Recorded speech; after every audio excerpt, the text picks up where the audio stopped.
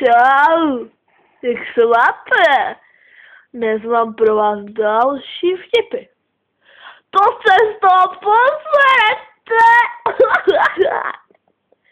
Kdy už tam budem, tam budem, tam budem. Mně se chce čůrat. Čůrat, tati, zastav! Takže, to byla moje nová úvodní písnička. Takže, řeknu vám srandu. Já jsem normálně došla s maminkou nakupovat a vidím zavělou takovou barbínku, jako blonďatou, v plavkách a říkám mamince, mami, koupíš mi ju? A maminka říká, ne, koupíš si tu bezvlasou. Tak já říkám, no tak dobře. Tak mi maminka dala 200 a já jsem šla do toho obchodu. A tam byl prdělací andělíček.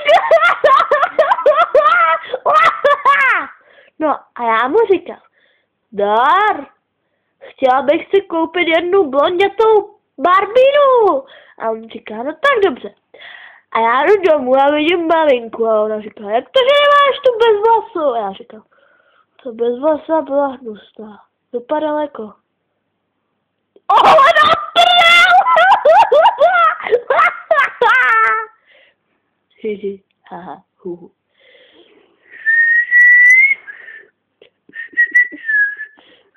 A ještě jeden příběh vám řeknu.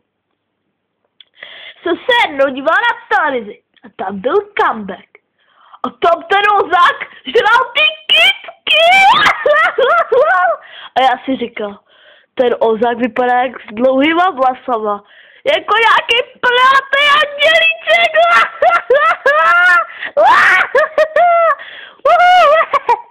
No a jednou jsem řekla svojí mamce, bo bylo debile.